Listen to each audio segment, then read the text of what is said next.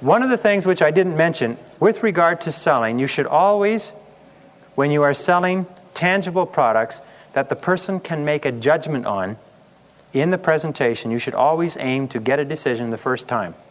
The reason for this is that if you are mentally predisposed to calling once and then calling back, you will be mentally prepared to let the person off the hook and to walk away. So you should go in there determined to close the first time. The other type of product, let us say the intangible or the more professional product, you are unprofessional if you try to sell and close on the first call. Usually what you have to do is you have to make the first visit to find out what the needs are of the customer and then ask him and arrange for an appointment to come back after doing an analysis with recommendations. But you will know what category your product falls into. But if your product falls into the first category, then have in the back of your mind and in the front of your mind, you are here to close the first time. You're here to get a decision now. If it is an intangible product or a professional service, then have it in the back of your mind that you are only here to get information and that you will come back and close at a later time. For instance, in the insurance industry. The insurance industry always uses what they call a two-step. The first step is simply to interview and to find out what the needs and situation of the customer is, or the client is, and then they go away and they prepare a proposal and they bring the proposal back, and that's when they sell. Isn't that true? And it's the most effective way of all because the salesperson is not in a position to make a recommendation until they've had time to consider the information that they get in the first interview. The planned presentation is 20 times more powerful than the random presentation, and all sales professionals and all top money earners and all people in the top 4 or 5% use a planned presentation. All of the low money earners, all people in the bottom 80%, all people who sweat bullets every payday and worry all month long about their bills, go out and wing it every time.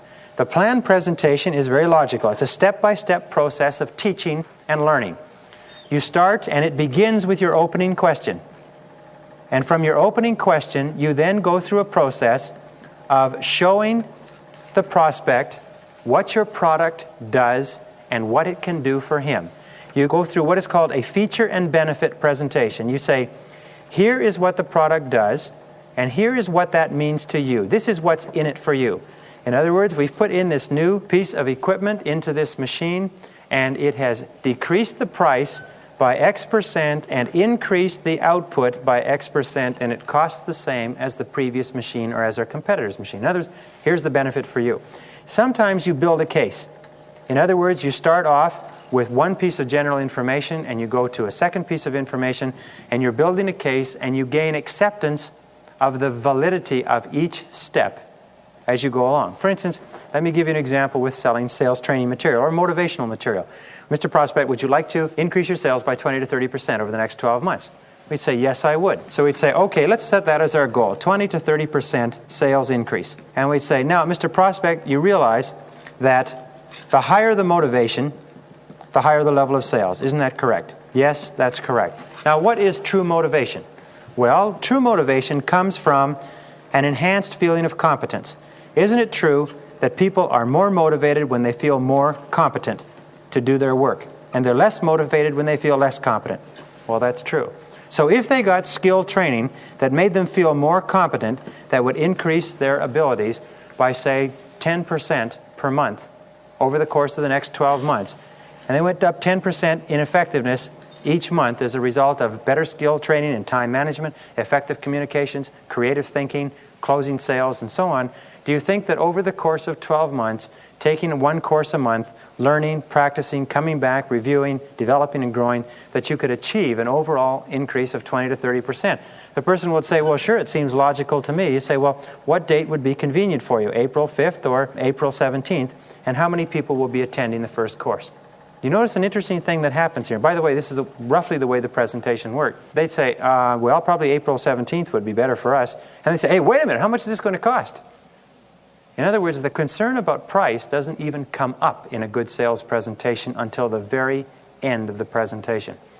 If price is coming up at the beginning of the presentation, in almost every case, it's because the salesperson has allowed it to come up. In most cases, if your presentation is correct, the issue of price does not come up until one of the last questions. So if the presentation is developed in a logical order, you teach the prospect how his needs will be met with the product, and you learn from the prospect which are the key benefits or key needs that the person needs to have satisfied. Remember, if you go through your product presentation and the person keeps giving you feedback and information, says, well, we've got one of those and we don't need that and we're very happy with our situation in that area and it's doing fine there and there's no way that we could afford a different product and so on. They get to the end of your presentation and the person has not stood up and saluted and said that you have a benefit in your product that we need, then you're not in a position to close. This is why the best sales schools say that the real close takes place in the presentation. If you have made a good presentation and the individual is convinced that your product is going to give them benefits that far outweigh the costs, then it's just simply a matter of wrapping it up at the end of the presentation.